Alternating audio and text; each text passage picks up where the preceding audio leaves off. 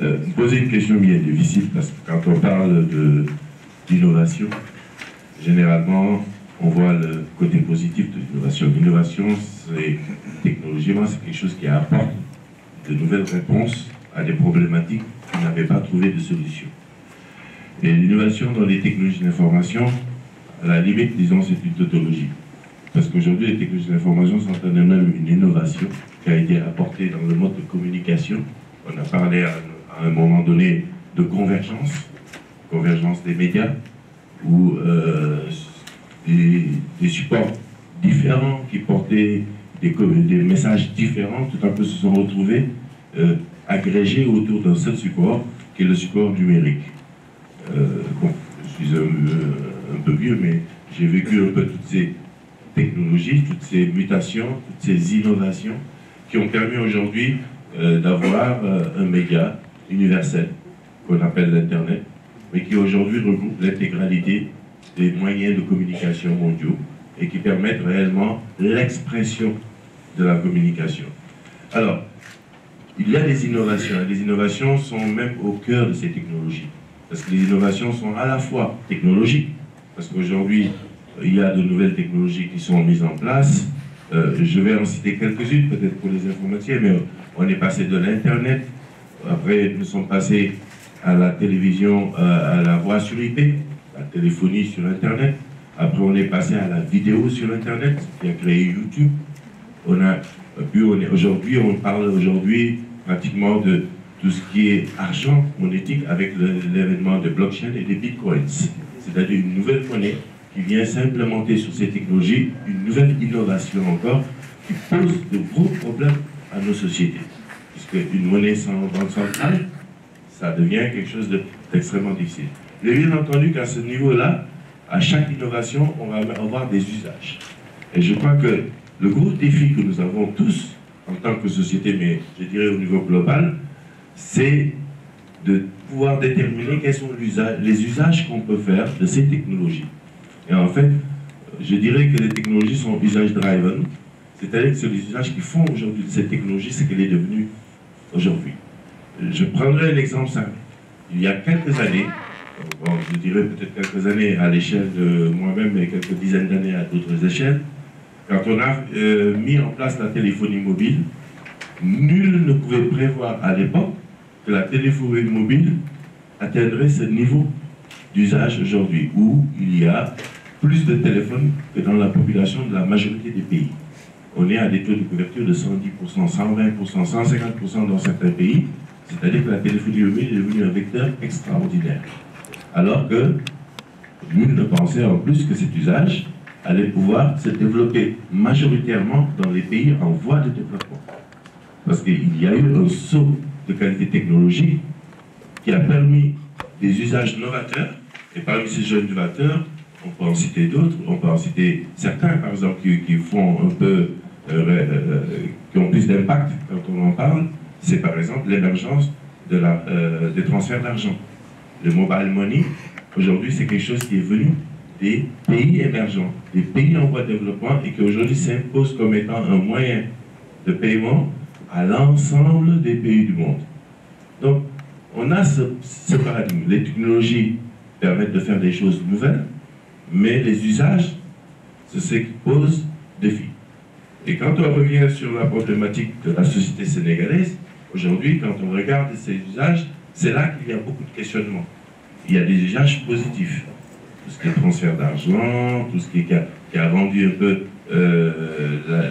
la monétarisation, un peu l'accessibilité, a permis rapidement à mettre à la disposition de tous les citoyens ici le moyen de pouvoir accéder à de la monnaie non fiduciaire.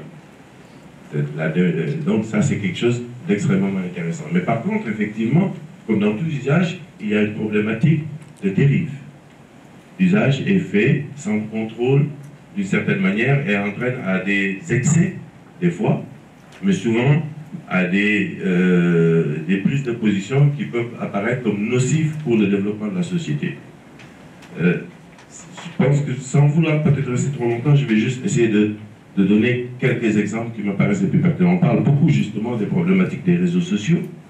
aujourd'hui et des dérives qui sont apportées à l'usage de ces réseaux sociaux. Je pense que derrière, ces technologies portent en elles-mêmes la réponse à ces défis. Et notre société est assez forte pour avoir des solutions à ces défis. Parce que quand on regarde la communication qui se fait via Internet, via les réseaux sociaux, ça me rappelle à un instant donné l'émergence de la presse libre, comme on l'a dit dans nos sociétés.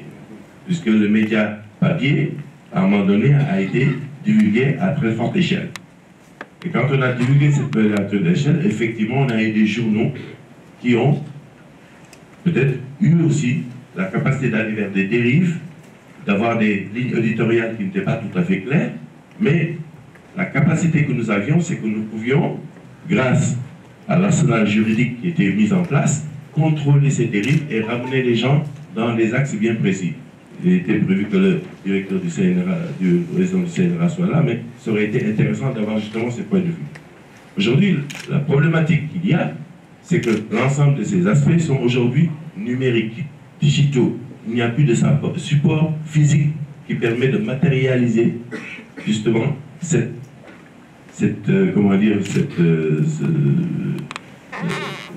excès ou bien cette prise de parole mal faite. Donc il y a une difficulté à avoir.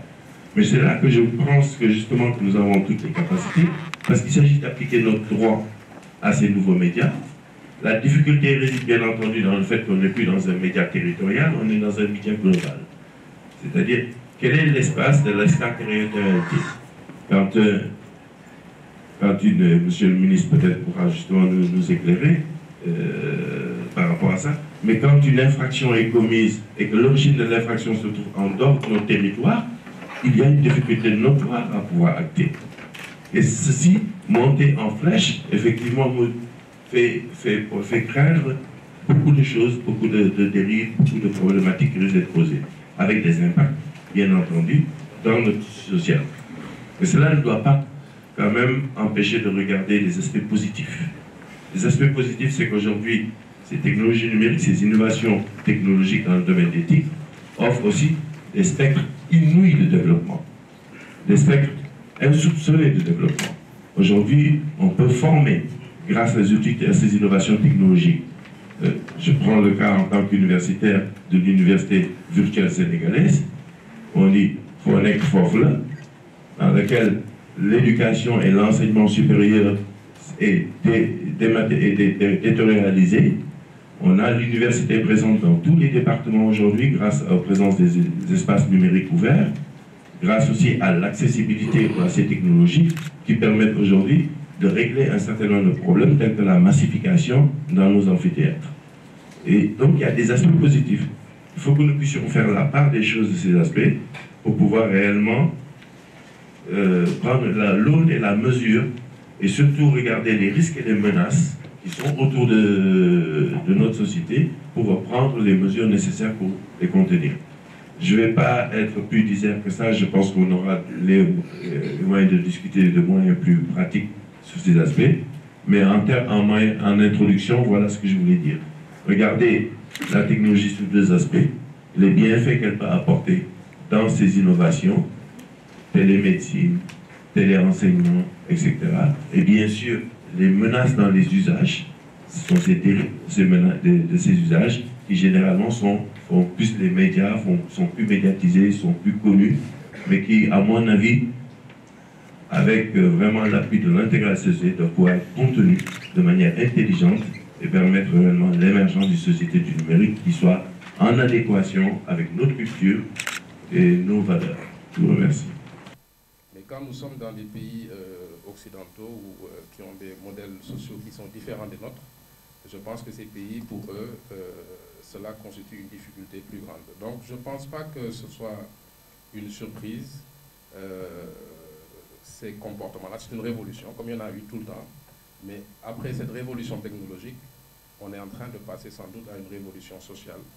Et cette révolution sociale, si on l'anticipe, on peut la contenir pour qu'elle soit une révolution positive et non pas une révolution négative. Donc je pense que tout l'enjeu aujourd'hui des sociétés à travers le monde, c'est de faire en sorte que la révolution sociale qui est en train de se mettre en place soit une révolution positive au service de l'humain, mais de l'humanité. Ça veut dire le sens de la communauté. Parce que si nous perdons le sens de la communauté et nous rentrons dans une logique d'individu et d'individualité, je pense que nous allons vers des périls également. Et donc, c'est toute l'importance de cette problématique et de cette question aujourd'hui de savoir comment ces réseaux sociaux, comment cette révolution de l'information impacte les sociétés et comment faire pour que le résultat de cet impact soit un résultat positif. Nous, en tant que sociologues, c'est vrai, cette question de révolution numérique, les gens sont tous paniqués de dire les bouleversements de notre société. Et tout à l'heure, j'ai taquinerai M. le ministre qui essaye quand le gouvernement essaye d'aller vers des censures, on va voir qu'est-ce qui s'est passé dans l'histoire de l'humanité. On ne pourra jamais censurer. Donc, l'histoire est toujours, les sociétés humaines, les rapports ont été des rapports de domination, mais basés sur la connaissance. C'est par le savoir qu'on domine le monde et pas autre chose. Ça a toujours été comme ça. Dans nos sociétés, c'était le droit d'aîné, c'était des sociétés d'aînés et de cadets, parce que c'était les anciens qui détenaient le savoir. Je dis, si on a respecté les vieilles personnes dans nos sociétés, ce n'est pas parce que nous étions meilleurs que les autres, ce n'est pas vrai. C'est parce que les sociétés agricoles, nous avions des cycles de sécheresse sur une quarantaine d'années. C'est les anciens qui détenaient le savoir. C'est pourquoi on vous dit tout veillard qui meurt est une bibliothèque qui brûle. C'est le mode de connaissance qui faisait que c'était les aînés qui détenaient le savoir. Dans les sociétés pastorales, on n'a pas ce respect pour les vieilles personnes parce que ce sont des fardeaux. Dans la tradition, on les laissait mourir au pied d'un arbre avec une écuelle de couscous parce qu'ils ne pouvaient pas continuer à suivre la transhumance et le troupeau. Donc, y compris les valeurs que nous avons sont liées aux conditions sociales qui nous et écologiques qui nous obligent à le faire. Aucune société n'est meilleure que l'autre. Chacun répond aux questions qui se posent à son propre espace. Alors, la société numérique, aujourd'hui, a créé une crise et créera une crise durable dans nos sociétés parce qu'elle va inverser les possibilités. Ce ne seront plus les personnes les plus âgées qui vont détenir le savoir. Et si vous ne détenez pas le savoir, on ne vous respecte pas. En fait, ce n'est que ça. Tout le système qui a été conçu, c'est parce qu'on dépendait de celui qui a la connaissance et nous avons construit notre système de cette manière. Maintenant, ça va être bouleversé parce que ce sont des jeunes qui désormais vont connaître, avoir le savoir.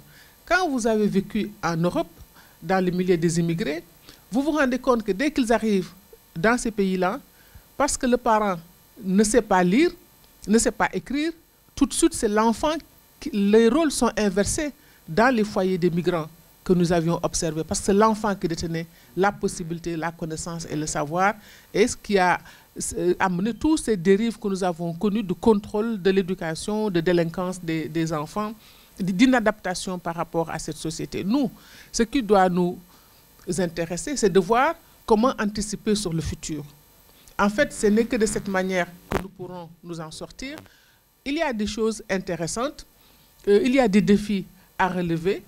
Aujourd'hui, la démocratisation de l'accès à l'information, moi je me dis extraordinaire ce qui se passe avec ces réseaux. Nous sommes une société d'oralité. Ça va nous permettre d'avoir des gains extraordinaires. Quand je vois, on nous dit oui, les nouvelles technologies, on est une société d'analphabètes, c'est très difficile. C'est vrai, mais en même temps, c'est aussi une opportunité. Quand je vois ce qui se passe dans les WhatsApp et autres, évidemment, les gens n'écrivent pas. Ils préfèrent utiliser la voix orale. Moi, je suis dans des réseaux, elle a parlé d'observateurs.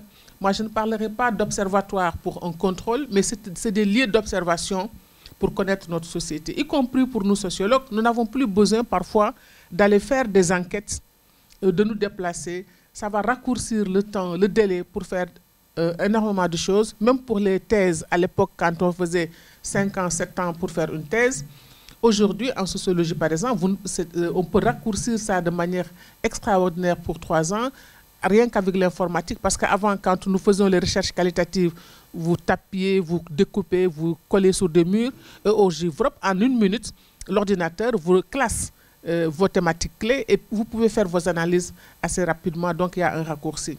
Donc aujourd'hui, moi, quand je suis dans des réseaux avec les migrants, je peux aujourd'hui sortir un livre, rien qu'en étant dans un réseau comme observateur.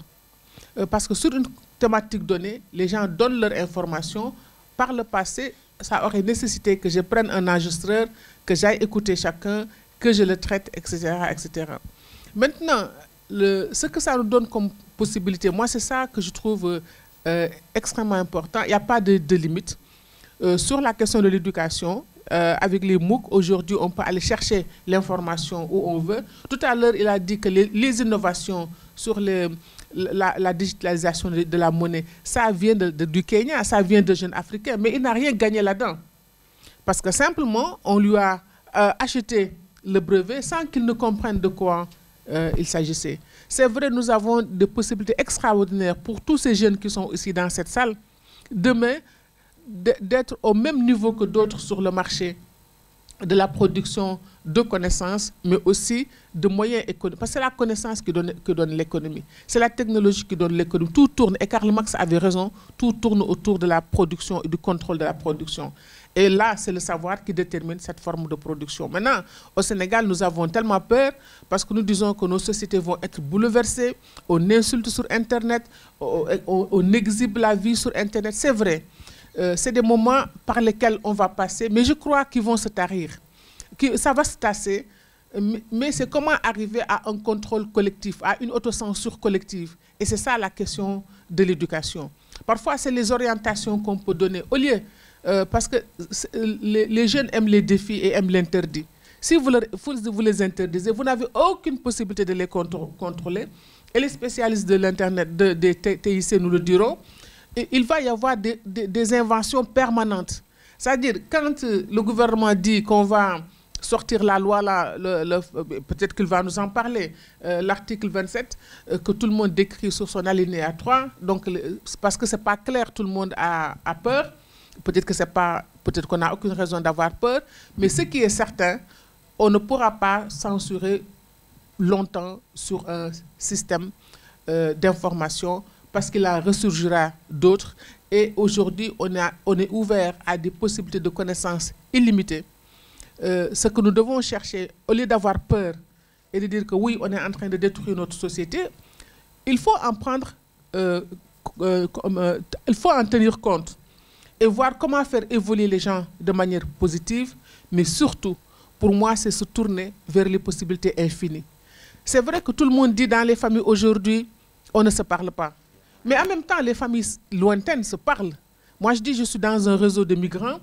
Et d'ailleurs, c'était les premiers à s'inquiéter quand j'étais dans ce réseau. Mais la loi, là, elle va nous empêcher de pouvoir parler à nos familles. Aujourd'hui, on peut discuter. Ça a raccourci.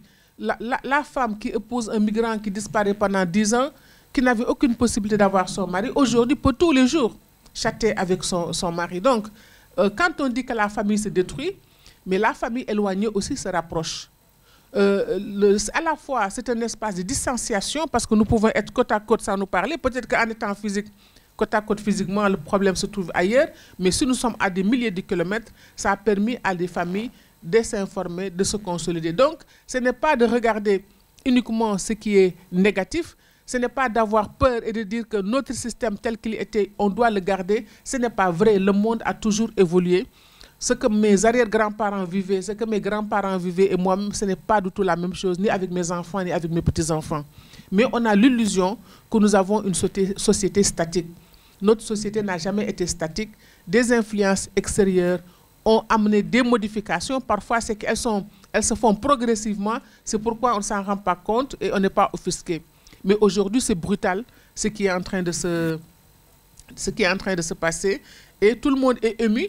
Non pas de voir ce que ça nous donne comme possibilité, mais juste c'est notre ego.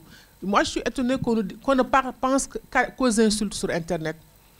C'est vrai, ce n'est pas important, mais c'est pourquoi ces gens-là insultent. Quelle utilisation doit-on faire de l'Internet pour que ça soit plus positif pour les jeunes? C'est parce que tout simplement, je crois que d'une société à l'autre, ça va changer. Ceux qui ont des préoccupations de formation. J'aime beaucoup le Rwanda. Tout le monde me dit, j'ai dit oui, j'aimerais bien, moi, être dans un pays où j'ai un président fort qui peut faire respecter les choses. Parce que voilà un pays où tout est propre. Voilà un pays où on étudie jusqu'à 21h à l'université. Voilà un pays où vous avez le réseau sur l'ensemble du pays. Vous parcourez 3 heures de kilomètre, vous avez tout. Mais pourquoi cela a été possible? Parce que quand les jeunes passent leur temps à étudier, ils n'ont pas le temps d'insulter. Parce que quand j'arrive là-bas, le chauffeur qui avait le CEP, on me dit maintenant il a le BEPC. L'assistante qui avait son bac, on me dit maintenant il a son master. Parce qu'on est dans un système perpétuel comme on dit, de progression, de formation, de mise à niveau. Donc c'est parce que quand on est désœuvré et qu'on n'a rien à produire, peut-être c'est ça qu'il faut regarder. Pourquoi aujourd'hui, dans le contexte de crise, de difficultés dans lequel la société se trouve, les jeunes se comportent de cette manière. Quand peut-être le pétrole coulera à flot, qu'il y aura énormément de travail, qu'il y aura beaucoup de choses à faire, ils n'auront pas de temps d'insulter, ils auront le temps peut-être d'aller chercher de l'information.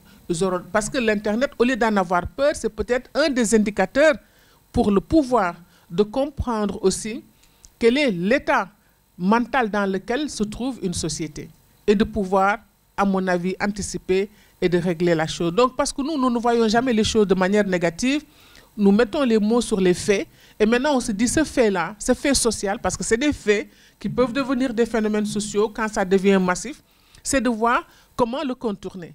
C'est vrai qu'aujourd'hui, il y a un problème. Au lieu d'utiliser son cerveau à de la production de connaissances, de savoir, à l'améliorer, mais d'exprimer uniquement ses frustrations, mais la frustration aussi est un élément objectif de mesure de l'état d'une société donnée, et qui permettrait au contraire d'essayer de voir quelle alternative il faut avoir, quelle solution il faut apporter à cela, mais nous ne devons pas, à mon avis, avoir peur. Mais je crois qu'il faut féliciter aussi les Sénégalais de ce qu'ils ont fait. Je crois qu'il y a eu une capacité d'anticipation quand même. S'il n'y avait pas des gens comme Diagne à l'époque, à la fin des années 90, qui croyaient mordicus comme fer, je crois qu'on n'aurait pas eu le système Gaïndé tel qu'on l'a eu aujourd'hui. À d'autres niveaux aussi, nous avons des jeunes extraordinaires dans ce pays qui font des choses, seulement on ne montre pas quelles sont ces réalisations, à quel niveau est-ce qu'ils se situent.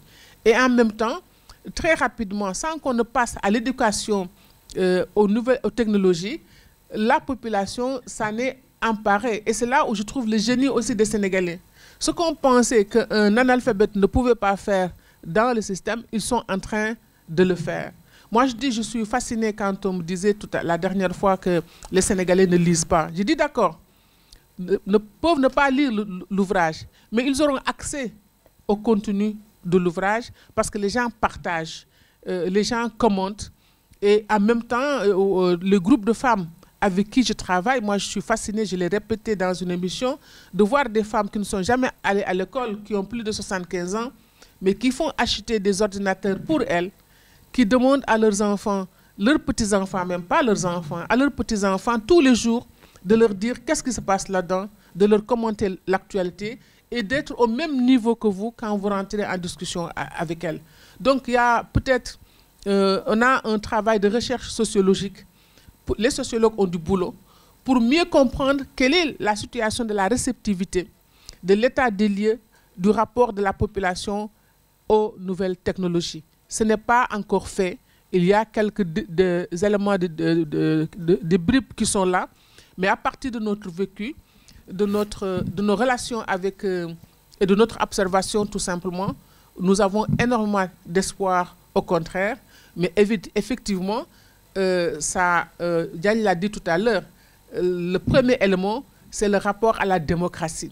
C'est-à-dire ça va précipiter l'appropriation par le peuple des questions, des enjeux et des débats. Et c'est là où les pouvoirs politiques seront condamnés à faire leur propre révolution. On ne pourra plus gouverner aucun de nos pays de la même manière qu'on l'a fait il y a 10 ans. Ce n'est pas possible et je crois que c'est source d'angoisse pour ceux qui sont au pouvoir, mais au contraire, ça ne devrait pas l'être. Ça devrait être, au contraire, pour eux, une possibilité. Parce que quand on peut anticiper sur le mental des populations, on peut toujours trouver des moyens de les transformer de manière positive. Mais c'est ça, le problème que nous allons avoir, c'est la confrontation entre le pouvoir public quand il pense qu'il va pouvoir réglementer, pas par souci démocratique, pas par souci de rationalisation, mais par peur, le réflexe de la peur, et c'est ça qu'il faut ôter, et plutôt lui faire voir que c'est une formidable opportunité pour tout le monde. Le problème, c'est que chacun sache comment il va utiliser cet outil à son profit, parce qu'on sait très bien que les techniques de manipulation dans les pays du Nord, parce que vous avez vu tout le débat qu'il y a eu entre l'Union soviétique et ce qui s'est passé aux États-Unis sur les élections, ça veut dire que par le biais effectivement de ces technologies, ce sera un rapport de force. Débrouillons-nous pour nous aussi avoir suffisamment de ressources humaines, avoir suffisamment de compétences, et pour ça, il faut laisser ouvert. Moi, je ne serais pas d'accord sur une censure politique. Par contre, c'est amener à une éducation pour une autocensure collective. C'est-à-dire, le public peut vous censurer et vous interdire d'aller dans tel ou tel autre sens, à condition qu'on lui fasse comprendre. Parce que les gens peuvent vous boycotter. Mais c'est comment amener le Sénégalais dans sa mentalité et sa réflexion à rejeter quelqu'un qui ne fait que des insultes, quelqu'un qui n'est pas crédible. Donc, à la fois, on peut attaquer et contre-attaquer. Donc, les jeux sont extrêmement ouverts, et moi, je ne trouve que des opportunités indéfinies, illimitées. Si nous essayons de censurer, nous serons en retard par rapport aux autres pays, par rapport aux autres continents. Donc, restons certes sur nos gardes, mais comment l'utiliser au mieux par rapport à notre développement. Et moi, je me dis que nous avons ici la chance de nous rattraper par rapport à l'Europe. Peut-être que je rêve, mais je crois que c'est possible. C'est vrai qu'aujourd'hui, c'est eux qui contrôlent l'essentiel du système, c'est les Américains, parce qu'ils ont été en avance par rapport à nous. Mais ce que ce jeune Kenyan a fait, et qui aujourd'hui a imposé sa découverte à l'ensemble du monde, pour moi, me permet de rêver et de me dire c'est possible. Mais ce n'est possible que si on offre toutes les possibilités à nos jeunes, mais aussi en leur demandant d'avoir le sens de la mesure et le sens de la responsabilité. Merci. On vous a comprise, à la place d'une censure, vous plaidez pour une autocensure collective qui passerait notamment par l'éducation des jeunes, notamment donc pour éviter et pouvoir anticiper toutes ces dérives. Je vais donner la parole tout à l'heure au ministre Ismaïla Madior Fall. Je sais qu'il va réagir notamment sur ce fameux article 27 dont on parle beaucoup dans le cadre du Code des communications électroniques, le nouveau code, puisqu'il a été adopté à l'Assemblée nationale. Mais avant de donner la parole au ministre Ismaïla Madior Fall, j'aimerais la donner à M. Ndiaye, Mamadou Ndiaye, chargé du numérique, directeur du site imedia.sn, du groupe de presse Imedia Invest. M. Ndiaye, quelle est aujourd'hui la responsabilité des journalistes? Si on en est arrivé peut-être là, c'est parce que quelque part, ces messages incriminés sont véhiculés par les médias. Bonjour tout le monde. Merci Ousmane. La question elle est délicate, mais je dirais tout de suite pour ramasser que la responsabilité est énorme, elle est grande même. Je voulais dire à l'entame de mon propos que quand je regarde l'assistance, elle est composée en majorité de jeunes. Cela va de soi que la question qui est soulevée aujourd'hui intéresse donc les jeunes. Mais en même temps, si je pose une question presque qui a l'air d'être incongrue, je connais tout de suite la réponse. Est-ce que dans la salle, il y a quelqu'un qui ne possède pas un portable ou bien qui ne possède pas une tablette? Quand on voit que toutes les têtes sont baissées, certainement que chacun s'occupe voilà, comme il le peut.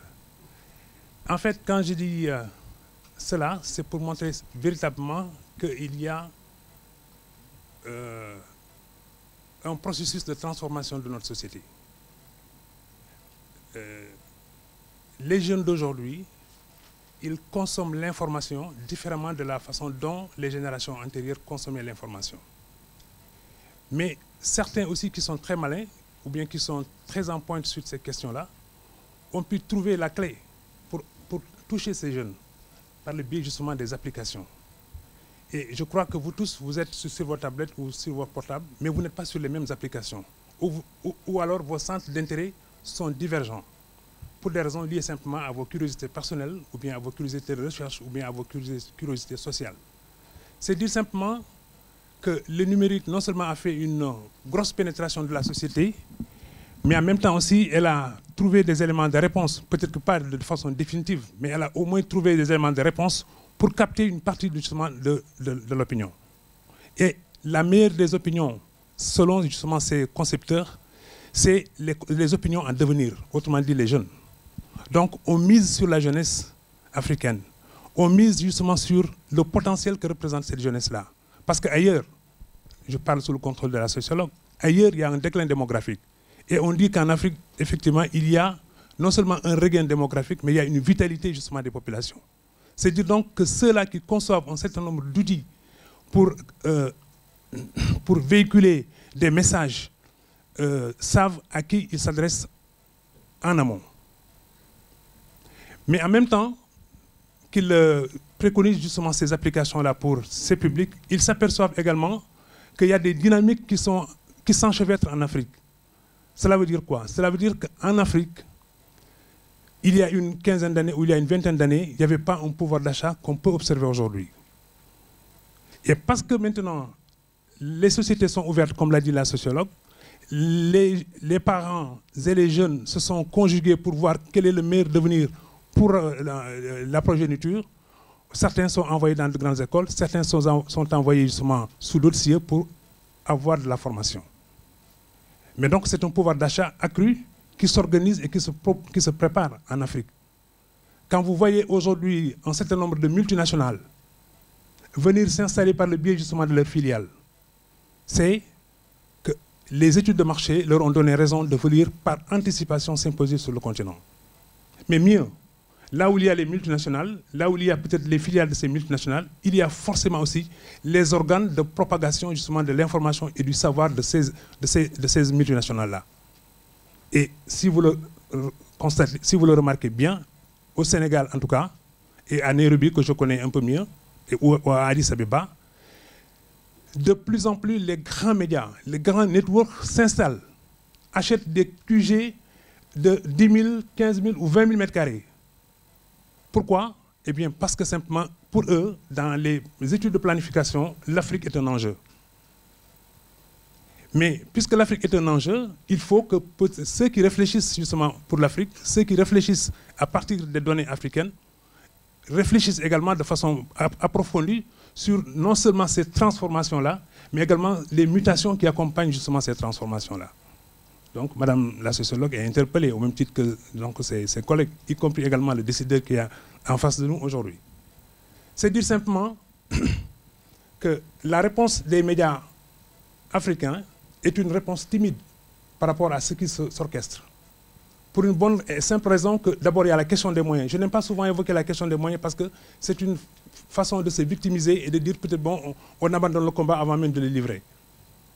Mais quand on regarde la façon dont justement ces grosses organisations se déploient en Afrique, on sent tout de suite non seulement quelles sont leurs visées, mais en même temps quelles sont également leurs destinations. C'est de capter, n'est-ce pas, le potentiel que représente la jeunesse africaine. Je ne pourrais pas m'étendre assez longuement, mais il y a aujourd'hui un attrait presque frénétique des jeunes talents africains justement vers sous d'autres cieux. Je ne parle pas peut-être bon, des pirogues et autres qui ont décimé une bonne partie de la jeunesse. Mais aujourd'hui, le savoir, Madame la sociologue disait que le savoir ou la connaissance, c'est ça qu'il nous faut avoir. Mais j'en déduis que le savoir est un pouvoir, que l'information est un pouvoir. Qui ne détient pas l'information est au basque justement de ceux qui détiennent justement cette information-là. On en est dépendant si on est dépossédé de l'information. Si bien que les médias africains, de façon générale, qui en sont encore au début effectivement de l'ère numérique, pensent que la réponse devrait venir de la manière dont ils peuvent appréhender les enjeux et aussi de la réponse qu'eux-mêmes peuvent préconiser pour être présents demain face effectivement à ce duel à distance. Dans Dakar, tous les grands médias sont là, par de petits bureaux. Mais bientôt, ils vont s'agréger parce qu'en fait aussi, le capital à l'échelle mondiale se réorganise. Mais quand ça se réorganise aussi, les petites filiales suivent le mouvement. Donc chez nous, nous avons pensé peut-être que le mieux, c'est de voir quelle peut être maintenant le saut qualitatif que les médias peuvent faire? La première des réponses, à mon sens, c'est qu'il faut développer le contenu. C'est la meilleure façon également de couper court à l'expansion justement des réseaux sociaux. Parce que malheureusement, et je le dis sans gêne, les réseaux sociaux, pour la plupart, je parle sous le contrôle de mon jeune confrère Ousmane, que les réseaux sociaux ne développent pas de contenu. Ce qui s'y trouve, en tout cas, même s'il y a un contenu, il est faible par rapport effectivement à l'essor donc des propos qui n'ont ni tête ni queue. Or, les médias, s'ils veulent survivre, parce que c'est une question de survie pour les médias aujourd'hui, s'ils veulent survivre, ils doivent développer un contenu. S'ils ne développent pas de contenu, ils ne peuvent pas rencontrer le public. Et le basculement vers le numérique fait qu'aujourd'hui, tout le monde est aveugle. Il nous faut des instruments de connaissance pour savoir comment se composent les opinions qui reçoivent ou bien qui consomment l'information produite justement par les médias. Mais si les médias en sont dépourvus, ils ne peuvent pas savoir à quel moment de la journée leurs informations arrivent à destination des différents publics et comment réagissent aussi justement ces publics-là. Donc le contenu est extrêmement important. Et certains médias, dont le nôtre, Ousmane, ont commencé effectivement à répondre à cette question-là. En se disant que si nous ne basculons pas sur le numérique, demain nous ne serons pas présents sur le débat qui va se poser. Parce que nous aurons également raté le coche d'être présents quand certains médias vont nous imposer à la fois les normes d'information, mais en même temps aussi, ils vont hiérarchiser l'information selon leur propre perception de l'évolution justement du monde. Donc la réponse est dans le développement de contenu. Et ce développement de contenu, c'est à la limite même un vivier de savoir, mais donc implicitement un vivier de pouvoir. Alors, je parlais donc de survie, et les médias aussi sont appelés, s'ils veulent non seulement survivre, mais s'ils veulent également pérenniser leur objet, développer justement des modèles en changeant l'ancien modèle qui n'est plus opérant. L'ancien modèle, c'est quoi? C'est simplement de pouvoir collecter l'information, de la traiter et ensuite de la livrer. On ne s'intéresse pas à la suite de l'information. Or, aujourd'hui, dans le modèle qui est presque en expansion, c'est que l'information n'est plus une denrée périssable. C'est une denrée aujourd'hui qui est devenue même stratégique. Je parle sous le contrôle du ministre qui est justement un représentant entité du pouvoir. Parce que la détention de l'information participe justement des opérations stratégiques d'un État, d'un pays, d'une région, pour au moins participer au concert des décisions qui se prennent justement à une autre échelle. Donc, à mon avis, si le modèle n'est pas revu, si le modèle n'est pas recorrigé, eh bien, nous subissons ceux qui ont des modèles justement achevés pour nous imposer leur propre modèle. Donc, il faut que cette modélisation justement des médias, pour comprendre ce qui se passe sous nos yeux, et déterminer maintenant les attitudes à avoir. Moi, j'aime bien savoir comment aujourd'hui un chef d'entreprise conçoit son entreprise, gère son entreprise, veut devenir performant, et en même temps aussi mettre sur la place un produit, d'abord qui répond aux critères d'innovation, mais également qui rencontre un public acheteur. Avant-hier, à la faveur d'un petit déjeuner avec le professeur Abdoulaye Sakho, qui avait réuni un certain nombre d'experts, je n'en suis pas un, mais quand même j'ai été convié, Mohamed Ndao Tyson, ancien lutteur que vous connaissez probablement tous, a dit désormais, pour m'adresser aux médias, il faut que les médias me payent. S'ils ne me payent pas, je ne réponds pas aux invitations. Dans la salle, tout le monde a souri. Et je pense que dans le fond, il a raison. Mais dans la forme, il a tort. Pour une raison très simple. Tyson, très probablement, il vit dans un passé et il est enfermé justement dans ce passé où il fit une gloire. En son temps, sans doute, il avait une valeur, il avait une cote. Donc on pouvait faire une cotation autour de sa performance sportive. Mais 15 à 20 ans, c'est lui-même qui le dit, l'échelle depuis qu'il a quitté donc l'arène, s'il considère que la valeur est toujours la même, je pense qu'il se trompe. Ou du moins, il faut qu'il apporte des éléments prouvant que sa valeur est restée intacte. Et ça signifie quoi? Ça signifie que du point de vue des médias, du point de vue de la communication, il faut qu'on apprécie la valeur intrinsèque de tous ceux-là qui viennent vers les médias pour parler escalité. Mais dans le chaînon, il y a un élément manquant. C'est-à-dire qu'il faut qu'il y ait des baromètres d'appréciation des valeurs des personnalités qui défilent vers les médias. En tout cas, nous essayons tant bien que mal quand même de tamiser, parce que l'opinion aussi, quand nous sommes réceptifs à ce que l'opinion nous dit, il y a des propos que l'opinion ne souhaite plus avoir, ne souhaite plus entendre. Et nous ne devons pas être justement les relais de ces opinions-là, parce qu'elles sont nocives pour la population. Donc, Tyson disait que oui, j'ai une cote, j'ai une valeur. Mais j'ai dit maintenant, il faut qu'il y ait une instance à la limite de neutralité pour apprécier votre valeur et nous donner en retour donc, votre propre cotation pour que nous également, nous soyons face à vous, puisque vous êtes une valeur marchande, nous soyons face à vous donc dans une négociation sur la base justement de paramètres bien concis et bien précis. Si nous ne l'avons pas, et si non plus vous ne l'avez pas, bon, je pense que c'est un marché de dupes. Mais enfin, c'est pour dire simplement que lui, il a révolutionné la lutte, mais il a révolutionné aussi la mentalité de la lutte, parce que c'est un leader né. Maintenant, le reste, c'est au plan de l'appréciation justement que lui et peut-être ses compagnons ont plus ou moins pêché. Mais en fait, pour terminer simplement sur ça, je voulais dire que le numérique s'impose aux populations contemporaines. Donc nous n'échappons pas à cela. Nous n'échappons pas à la transformation structurelle des médias africains. Et donc sénégalais pour partir de chez nous. Mais maintenant, c'est nous qui devons savoir quel type de comportement nous devons avoir par rapport à la consommation justement de l'information. Parce qu'aujourd'hui, la parole est libérée, tout un chacun peut, à partir de chez soi, émettre justement de l'information.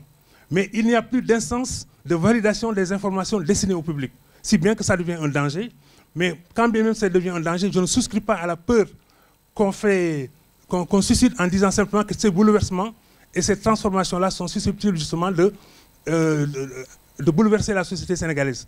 Moi, je pense que ça nous interpelle, ça interpelle les médias, la responsabilité, pour répondre de façon définitive à la question de Ousmane, la responsabilité des médias, c'est d'être un premier tamis, mais en même temps aussi d'organiser l'information pour qu'elle soit de qualité, pour qu'elle soit authentique, donc qu'elle rompe avec effectivement la propagation des fake news. Et Ousmane, vous le savez mieux que moi, aujourd'hui, il se développe même un métier au sein des métiers des journalistes, c'est les fact-checking. Pour moi, c'est un comble. Parce qu'un journaliste, quand même, quand il va à la collecte de l'information, il doit revenir en étant lui-même un élément de fact-checking. Donc, nous ne devons plus développer un métier qui consiste à voir si l'information elle est vraie ou elle est fausse. C'est là où se pose le problème. Est-ce que le journaliste, quand il remplit bien sa fonction, il peut, à la limite, éluder cette tâche qui est dévolue à d'autres dans son propre métier et qui dilue un peu et en ouvre donc un boulevard d'incertitude. Je vous remercie. Merci. Merci beaucoup. Merci vraiment d'avoir attendu jusqu'ici. On vous a pris comme beaucoup de minutes. Mais je sais que vous êtes attendu, et vous-même vous le savez, par rapport à beaucoup de problématiques, notamment la censure, entre guillemets, c'est ce que redoutent beaucoup de gens en tout cas, la censure d'Internet au Sénégal. On a suivi l'actualité dernièrement avec les travaux dans le cadre du nouveau code des communications électroniques. Mais ce qu'on aimerait savoir un peu pour vous provoquer en ouverture, pourquoi est-ce que, à la place d'une sensibilisation à grande échelle, on a privilégié, disons, la répression, supposément en fait, la répression? Pourquoi? Vous avez la parole, monsieur le ministre. Monsieur l'administrateur général de Gaïdé 2000, président de Africa Performance Institute, monsieur le directeur des systèmes d'information de l'Université Cheikh Anta Diop de Dakar, la directrice du laboratoire genre de l'Institut fondamental d'Afrique noire, IFAN, monsieur le président directeur général du groupe Immédiat, mesdames, messieurs, chers invités, je voulais avant tout exprimer le plaisir que j'éprouve à me retrouver dans ce milieu où on parle de numérique. Une thématique d'actualité transversale, j'allais dire préoccupante aussi pour nos sociétés. Beaucoup de considérations ont été faite déjà et fort avec beaucoup de pertinence sur le sujet qui a été évoqué. Madame Fatou Sarsow, avec qui je partage beaucoup de choses dans la vie, nous avons eu un parcours, tout à l'heure elle en a parlé, notamment des préoccupations intellectuelles, mais aussi des préoccupations citoyennes communes, a déjà abordé la question sous l'angle du sociologue. M. Corentin, je connais bien à l'université parce qu'il fait partie de ceux qui nous ont initiés à l'époque à l'Internet, a aussi évoqué sur le sujet des considérations très éclairantes. J'ai aussi écouté avec beaucoup de plaisir notre ami Ndiaye et M. Ibrahim Noureddin Diagne de Gaïndé 2000 qui ont aussi éclairé déjà le sujet avec leurs propos introductifs. Je voulais à mon tour ajouter, en m'employant à répondre à la question que vous avez posée, évoquer juste quelques considérations. Première considération, je pense qu'on peut s'en accorder. Le numérique, aujourd'hui, est incontestablement une opportunité. Le numérique, je disais, est donc aujourd'hui incontestablement une opportunité. Et quand on dit une opportunité, c'est une opportunité essentiellement pour moderniser la société. Et quand je dis moderniser la société, je ne pense pas seulement à la société sénégalaise, évidemment, je pense à toutes les sociétés humaines ou bien à la société humaine de façon générale. Je voudrais à ce niveau rappeler qu'au fond, l'évolution inévitable, j'allais dire, de toute société française, danoise, sénégalaise, c'est de passer d'une phase traditionnelle à une phase de modernité. Toutes les sociétés. C'est une loi inhérente à l'évolution des sociétés. Et en réalité, aucune société n'y échappe. C'est pour ça, d'ailleurs, souvent, quand on parle de nos valeurs, qui auraient une certaine spécificité, en réalité, il faudrait beaucoup relativiser. Parce que parfois, ce qu'on considère comme étant des valeurs chez nous étaient des valeurs ailleurs. C'est la modernisation qui a fait aujourd'hui muter ces valeurs, ou les a fait être des valeurs dépassées, pour ainsi dire. Le respect de l'ancien, c'est africain. C'était aussi européen, avant que les sociétés ne se modernisent. Je veux dire, on peut multiplier les exemples à loisir. Tout ce qu'on considère comme étant des spécificités africaines étaient aussi des réalités dans les sociétés européennes. Dans les familles en Afrique, il y a beaucoup d'enfants. C'était le cas en Europe aussi. Il y avait beaucoup d'enfants dans les familles. Les femmes étaient reléguées à un second rôle, au second rôle. C'était le cas aussi dans les sociétés européennes. C'était la même chose. C'est la dynamique de modernisation qui fait qu'en réalité, les sociétés évoluent. Je pense. Et donc, il ne faut pas exagérer les spécificités des sociétés. Et aujourd'hui, le numérique nous le montre aujourd'hui. Aujourd'hui, avec le numérique, il y a une sorte de, comment dire, il y a une sorte de globalisation, mais j'allais même dire d'uniformisation des sociétés. Et donc, pour revenir à mon propos, moi je pense que le numérique est incontestablement une opportunité pour moderniser les sociétés. C'est une opportunité pour l'administration, les États, les entreprises, les citoyens. Mais évidemment, comme toute modernisation, elle induit en réalité des aspects positifs, mais aussi des aspects négatifs. On sait depuis le Moyen-Âge, on sait que toute modernisation induit du progrès, des aspects qualitatifs, des aspects positifs, mais aussi des aspects négatifs.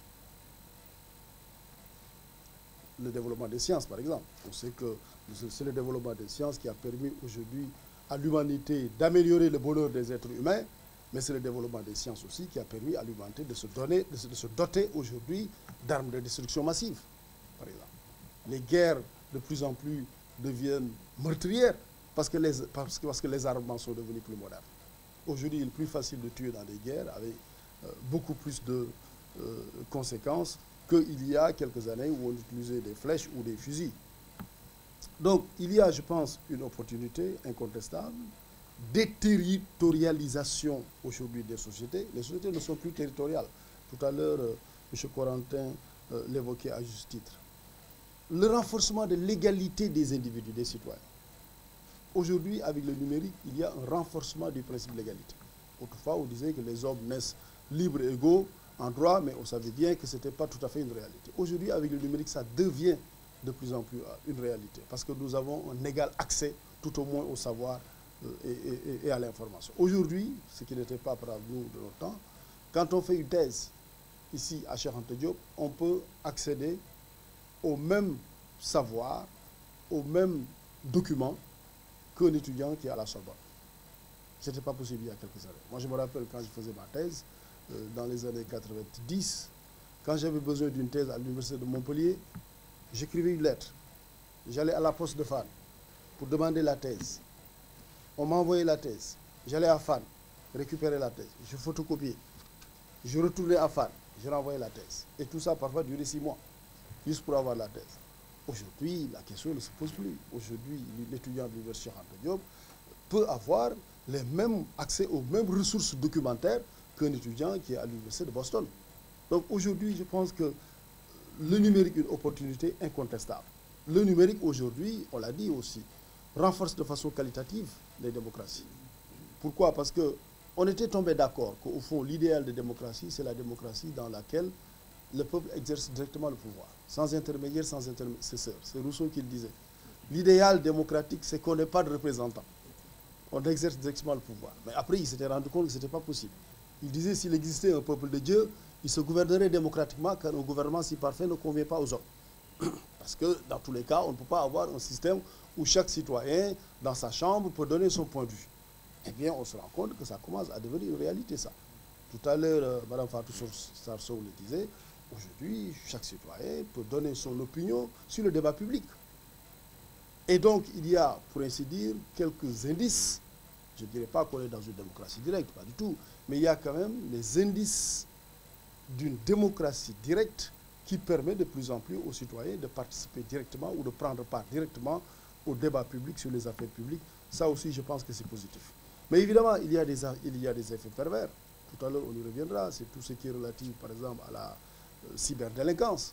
C'est l'utilisation aujourd'hui du numérique pour promouvoir du banditisme, du nouveau banditisme. On l'a dit tout à l'heure. C'est tous les dérapages qu'on note notamment au niveau des réseaux sociaux, bon, où les gens insultent. Bon. Moi, je pense que voilà, les insultes, vous savez, c'est parce que c'est nouveau que les gens insultent.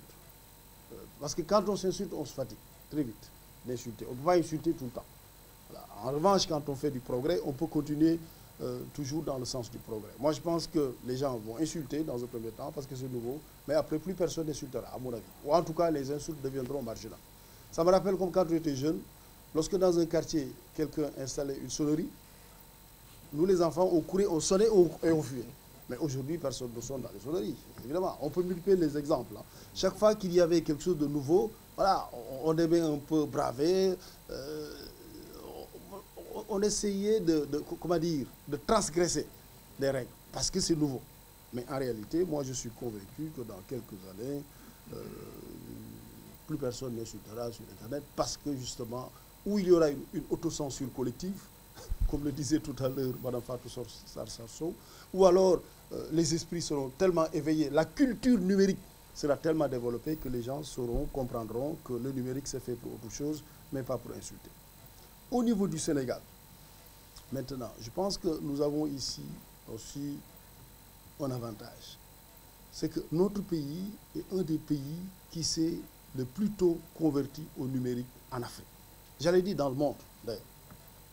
Je me rappelle quand M. Corentin et ses collègues à l'époque nous expliquaient Internet et qu'on nous apprenait à créer des boîtes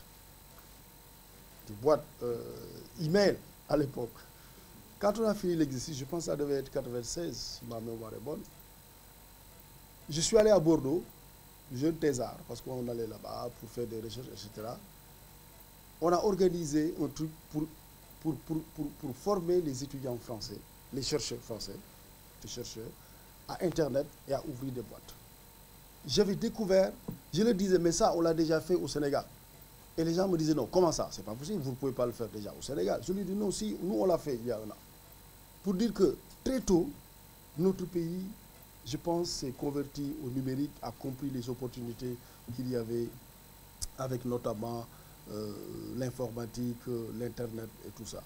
Et parce que notre pays, j'allais dire, est un pionnier dans ce domaine, je le dis sans exagérer, le gouvernement du Sénégal aussi, le président de la République, M. Macky Sall, a aussi très tôt compris l'importance du numérique, notamment dans le cadre du plan Sénégal émergent.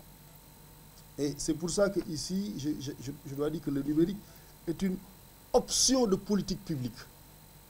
Ce n'est pas quelque chose qu'on considère comme, voilà, étant là, on peut l'utiliser ou on peut ne pas l'utiliser, ou bien celui qui veut... Non, le gouvernement en a fait une option fondamentale de politique publique, notamment avec le plan stratégique Sénégal numérique 2016-2025, avec deux axes fondamentaux essentiellement. Axe 1, c'est l'accès ouvert et abordable aux réseaux et services numériques. Axe 2, une administration connectée aux services du citoyen et des entreprises. Donc ici, le gouvernement entend faire du numérique un levier de développement.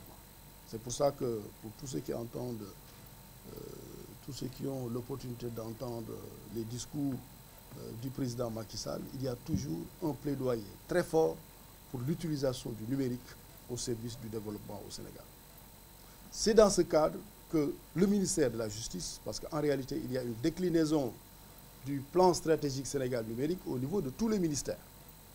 Chaque ministère, en tout cas la plupart, serait ici parfaitement à l'aise pour parler de la déclinaison du plan stratégique numérique au niveau de son secteur. Mais au niveau de la justice, parce qu'on ne peut pas parler de tous les aspects, mais je vais juste insister sur quelques aspects au niveau de la justice. Le ministère de la Justice a mis en place un nouveau cadre institutionnel de pilotage des projets de dématérialisation et d'automatisation. C'est pour ça d'ailleurs en 2018, nous avons réorganisé le ministère de la Justice. Il y avait une direction de l'informatique, mais on a transformé ça parce que bon, on s'est rendu compte qu'une direction de l'informatique dans un ministère, peut-être que voilà, c'est pas très pertinent, une direction de l'informatique. Nous l'avons transformé aujourd'hui en direction de la dématérialisation et de l'automatisation. Et ce cadre est complété aujourd'hui sur le plan opérationnel par un plan directeur élaboré avec le concours technique de Gaïndé 2000. Et c'est là que Gaïndé 2000 est un partenaire stratégique du ministère de la Justice dans tout ce qui est entreprise de modernisation de la justice.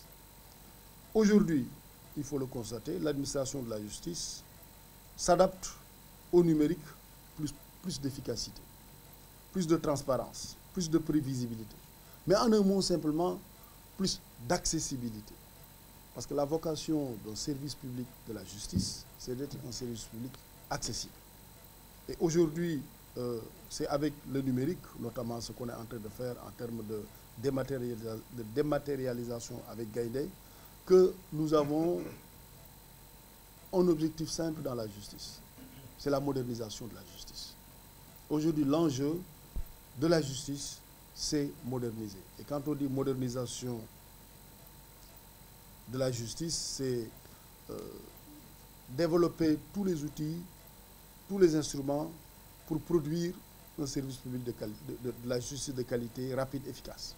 Quand on a par exemple besoin d'un casier judiciaire, qu'on n'ait plus à faire des kilomètres et des kilomètres pour avoir un casier judiciaire et payer 200 francs. Non, mais que le citoyen puisse avoir accès à un service qui lui permet d'imprimer lui-même son casier judiciaire. C'est aujourd'hui ces applications qu'on est en train de développer au niveau du ministère de la Justice. Mais quand on aborde la question du numérique dans le domaine de la justice, une des questions les plus préoccupante qui se pose, c'est la question de la cybercriminalité ou de la cyberdélinquance. Parce que les cyberdélinquants, comme on le sait, commettent leur forfait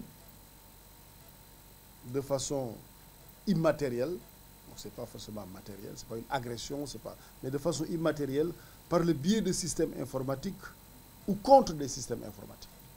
Et ça, on le voit aujourd'hui dans beaucoup de pays. Et la traque de cette délinquance ou la répression de cette délinquance passe par une maîtrise de ce qu'on appelle la preuve électronique. Parce qu'il faut avoir la preuve que c'est ce délinquant qui a commis cette infraction par le biais d'un système informatique. Aujourd'hui, évidemment, ça bouleverse les procédures juridiques traditionnelles auxquelles on est habitué jusque-là. Parce que l'immatérialité des crimes et des délits entraîne un nouvel ordre juridique et procédural. Et il faut s'adapter. Parce que si vous ne vous adaptez pas, en réalité, vous passerez complètement à côté. Vous allez continuer dans le système pour réprimer les infractions traditionnelles, alors que de plus en plus, les infractions qui se développent vont complètement échapper à votre système répressif. Et c'est pour ça qu'aujourd'hui, là aussi, le ministère de la Justice essaie de développer beaucoup d'outils, mais aussi il faut aujourd'hui le développement de mécanismes comme l'entraide judiciaire. Parce que comme on le dit aujourd'hui, quelqu'un qui commet des infractions sur le Sénégal ou au Sénégal, contre le Sénégal ou contre des Sénégalais n'est pas forcément ici. Il est ailleurs.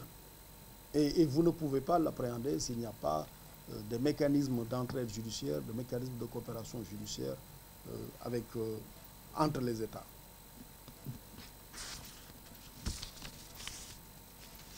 Au total, donc, je pense que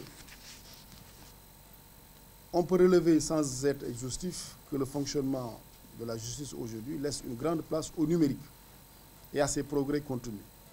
Et sans qu'il soit possible d'être exhaustif, je voulais juste évoquer ici quelques exemples.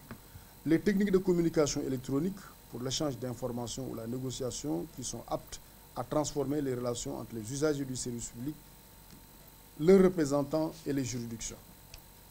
Les techniques de télécommunication ou visioconférence qui offrent des possibilités d'audition ou de comparution à distance. Le développement de l'intelligence artificielle qui rend possible l'apparition de robots capables de dialoguer de manière cohérente avec l'utilisateur sur les questions juridiques ou procédurales qui lui sont soumises, capables également de manier avec une très grande rapidité des données de masse et de produire des analyses tant quantitatives que qualitatives à partir de ces données. Le développement de l'information juridique et judiciaire qui doit être mis à la disposition du public, pouvant être analysé par des algorithmes capables de prévoir les solutions des litiges judiciaires, que l'on désigne aujourd'hui par le concept de justice prédictive.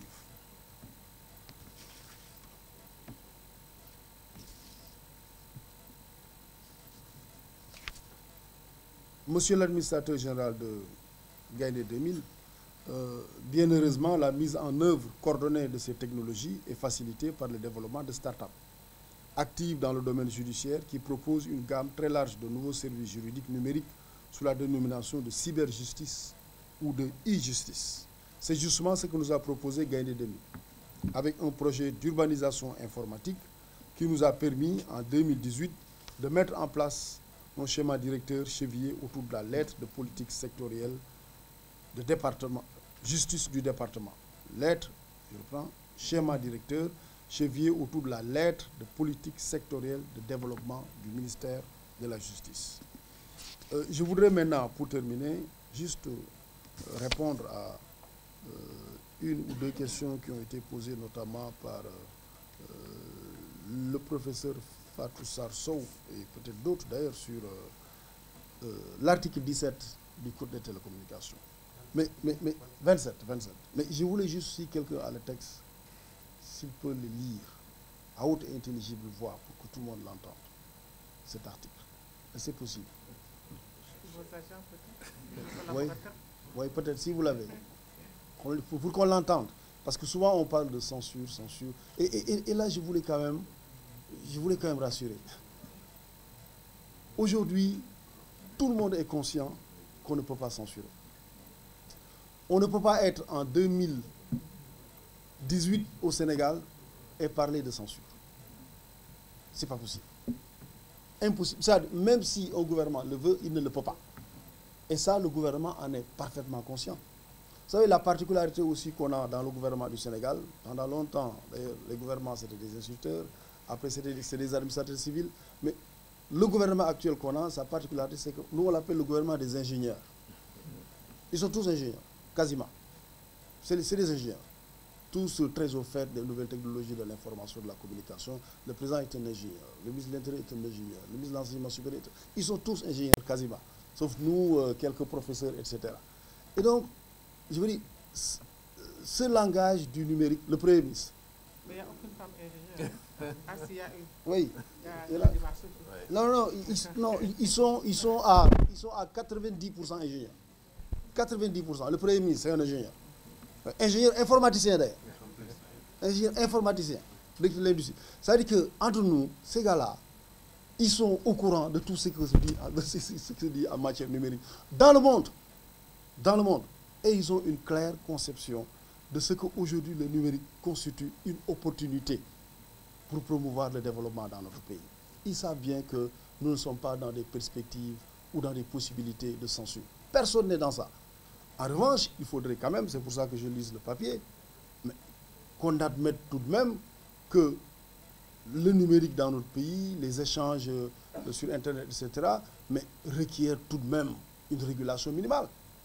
On ne peut pas dire on ne régule rien, on laisse chacun faire ce qu'il veut, chacun peut diffuser ce qu'il veut comme contenu, même si ça porte atteinte à l'ordre public, même si ça porte atteinte à la vie privée, l'intégrité des gens, on laisse comme ça. Ce n'est pas possible. C'est pour ça que je voulais qu'on lise le papier. Mais si on ne peut pas le lire, si on ne peut pas lire cet article-là, je voulais juste rappeler que cette disposition, qui est l'article 27, permet aux régulateurs, à RTP et aux fournisseurs d'accès Internet, notamment tous ceux qui sont sur la place, de réduire le débit d'accès Internet et l'échange de certains contenus. Et ici, la possibilité qui est donnée aux régulateurs ne pose pas de problème. Cela entre dans ses missions d'abord. Ensuite, attention, cette disposition est une simple réécriture de ce qui existait déjà. À la limite, même si cette disposition n'était pas dans le texte. Mais les régulateurs et les fournisseurs d'accès peuvent le faire. Lorsque, notamment, les contenus portent atteinte aux libertés individuelles. Ou lorsque les contenus sont susceptibles de provoquer des troubles à l'ordre public. Et attention, ce contrôle qu'exerce le régulateur ou le gouvernement est contrôlé lui-même par le juge. Donc ce n'est pas une liberté absolue qui est accordée comme ça au gouvernement ou bien au régulateur, non. Donc en réalité, il ne s'agit pas de censure, mais il s'agit de contrôle. Un pays dirigé par un président de la République né après l'indépendance, avec des ministres pour l'essentiel qui sont tous nés après l'indépendance, qui ont la quarantaine, la cinquantaine, ne peut pas être un gouvernement de censure. C'est évident. Évident. Mais il faudrait tout de même qu'on s'entende. Nous sommes dans un espace où on a besoin de régulation minimale. Aujourd'hui, nous avons vu quand même ce qui se passe. Les gens utilisent les réseaux pour insulter les gens, pour dire n'importe quoi sur la vie privée des gens. Mais il faut une régulation minimale. C'est de cela qu'il s'agit. Et cette régulation, en réalité, n'est pas une régulation totalement aux mains du gouvernement. C'est une régulation aussi qui se fait dans un état de droit, donc sous le contrôle du juge. Donc voilà juste quelques considérations que je voulais faire. Voilà, en exprimant encore ma joie et mon plaisir à me retrouver dans ce panel. Je vous remercie encore, M. Diaye, pour cette invitation. J'aimerais bien aussi faire une intervention par rapport à l'éducation sociale et financière qu'il faut tout le monde, parce que c'est une contribution. Nous disons que tout le monde doit avoir une éducation sociale. L'éducation sociale, c'est deux éléments. Le premier élément de base, on dit qu'il faut connaître, avoir une compréhension personnelle et l'exploration, estime de soi, la confiance en soi, que nous sommes meilleurs du monde. Ici, toute la classe, ceux qui sont là sont les meilleurs du monde. Aujourd'hui, on a parlé de Tyson. Moi, je suis ancien international de volleyball, champion du Sénégal de volleyball. Tyson, c'est le meilleur du monde. Il va dire qu'il est le meilleur du monde. Parce qu'il est unique, il n'y aura jamais deux Tyson. Donc, le deuxième élément de base, on dit qu'il faut connaître ses droits et ses responsabilités. J'ai le droit d'aller à l'école, mais j'ai la responsabilité de travailler. J'ai le droit d'utiliser le numérique. J'ai la responsabilité de suivre les normes. J'ai le droit de manger, mais j'ai la responsabilité de ne pas gaspiller. Donc, tout droit a une responsabilité que tout le monde doit suivre. Le troisième élément de base, on dit qu'il faut savoir économiser et dépenser. L'économie de dépense ne veut pas dire que l'argent. Comment économiser l'eau? Comment économiser l'électricité? Comment économiser sa parole? Comment savoir ce qui est un besoin et une envie? Aujourd'hui, il y a des choses que je ne dois pas dire parce que ce serait une envie, ce n'est pas un besoin pour les gens. Donc on dit le quatrième élément de base, il faudrait que les gens sachent planifier, budgétiser. J'ai un programme, comment vais-je faire pour planifier, budgétiser, pour atteindre mon objectif? Et c'est maintenant que vient le cinquième élément de base qui est l'entreprise sociale. La personne aura un projet qui a de l'impact dans la société. Une entreprise financière, je veux avoir 1000 francs, je sais comment faire pour avoir 1000 francs. Donc je veux dire que voilà en effet nous, ce que nous disons qu'il faudrait participer à l'éducation de tous, en éducation sociale qui comporte ces deux éléments, estime de soi, la confiance en soi, savoir les droits et les responsabilités. Éducation financière, savoir comment économiser et dépenser, savoir comment planifier et budgétiser. Et c'est en ce maintenant qu'on peut entreprendre. Donc aujourd'hui, pour le numérique, je suis tenu de suivre les normes si je veux réellement participer au développement de ce numérique, du numérique. J'ai le droit et le devoir et la responsabilité de suivre les normes, ce qu'il faut pour le développement. Merci beaucoup. J'évolue dans le domaine de la cybersécurité. Puis je voulais profiter de l'occasion pour vous remercier, gagner 2000 par qui mon invitation est passée. Remercier les panélistes, professeur Fatou Sarr, avec qui j'ai partagé beaucoup d'émissions, mon frère Corentin. Comme disait Al Gore, c'est lui qui a inventé l'Internet, mais au Sénégal, c'est Corentin qui a inventé l'Internet. Donc, juste pour discuter sur 3 points, très rapidement. Le premier, c'est la stratégie des pays européens ou des Occidentaux en général, que ce soit les Américains et les Européens sur l'Afrique. Moi, je me rappelle en 2002, une grande firme internationale avait produit un document qu'ils avaient appelé Africa, the Next Big Thing. Donc, ils ont parlé de toutes les opportunités qui existaient dans le numérique en Afrique. Donc, eux, ils étaient préparés depuis longtemps. Maintenant, le combat qu'ils sont en train de mener, c'est comment faire pour contrôler toutes les informations qui passent en Afrique, tout, avec grand T.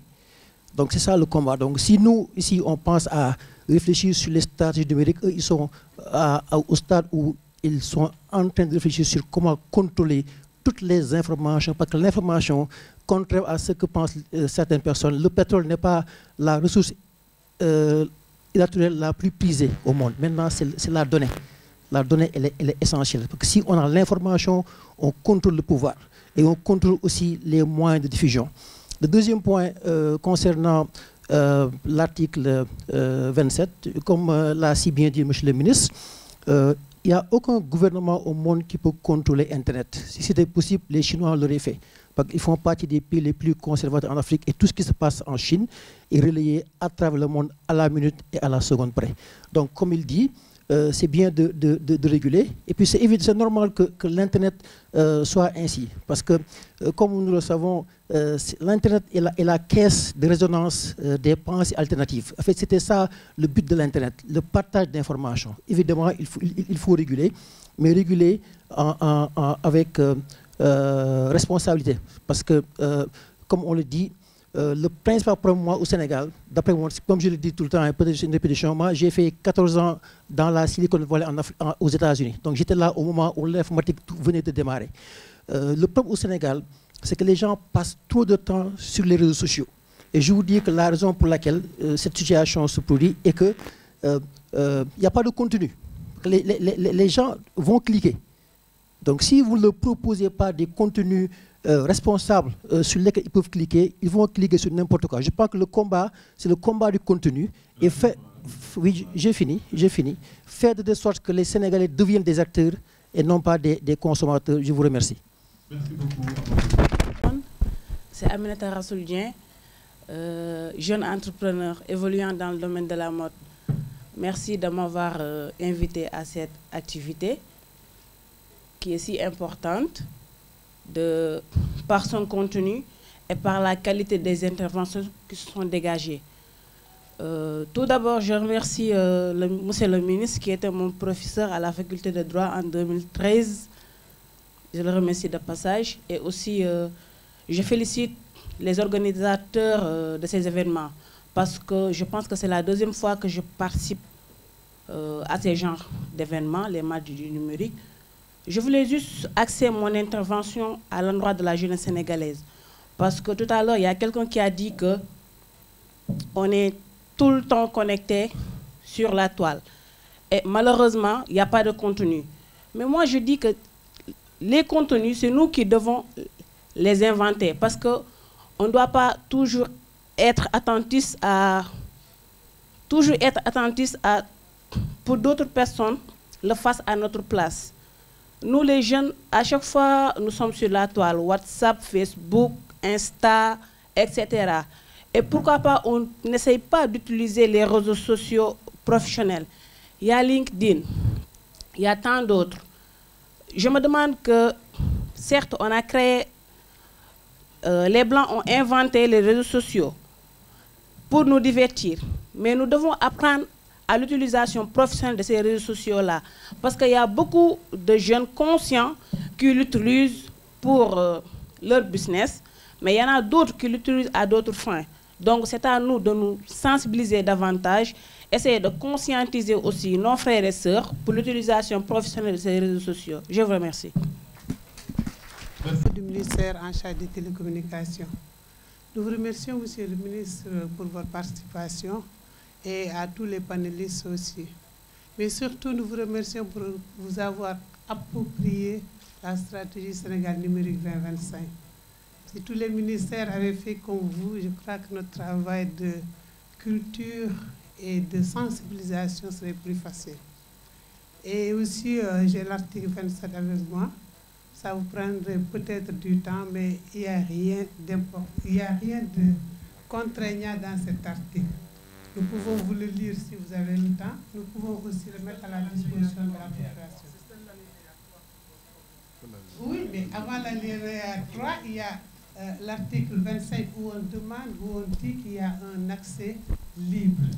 On parle aussi à l'article 26 que les opérateurs et les utilisateurs ont la possibilité d'utiliser Internet dans des conditions ouvertes. Et après, on a dit, pour que ça soit ouvert, il faut que les gens quand même puissent réguler. C'est juste une petite régulation. C'est une régulation, comme vous l'avez bien dit. L'article est là, c'est disponible. Nous pouvons le mettre à la disposition de tout le monde. Et le ministre à l'Assemblée aussi l'avait bien dit. Je crois que peut-être les gens doivent faire beaucoup plus d'efforts pour mieux comprendre ce qu'il y a derrière. On ne peut pas aller sur un alinéa 3 et laisser les deux autres. Et je ne suis pas juriste, je suis juste informaticienne. Alors, pour revenir aussi à la stratégie SN 2025, vous avez parlé des deux axes, mais nous avons deux prérequis. Donc, le premier, qui est surtout le deuxième, qui est le capital humain, qui permet de faire la sensibilisation. Donc, l'essentiel, c'était que les autorités, tout le monde s'approprie cette stratégie. Maintenant, il nous faut faire une bonne phase de culture et de confiance et d'explication. Et nous avons un troisième prérequis qui est très important aussi, c'est la confiance numérique. Et le Sénégal s'est doté l'année dernière d'une stratégie nationale de cybersécurité, donc qui permet de lever beaucoup d'impact, ou bien qui permet de lever beaucoup de difficultés au plan juridique, au plan technique. Et je crois qu'il est important que les journalistes, que les jeunes puissent s'approprier ces documents. C'est disponible sur le site, comme vous dites. C'est un gouvernement d'ingénieurs, donc c'est un gouvernement ouvert. Si vous allez sur notre site web www.numérique.gouv.sn, vous allez trouver les stratégies et les phasages. Je vous remercie. Excusez-moi, Monsieur le ministre.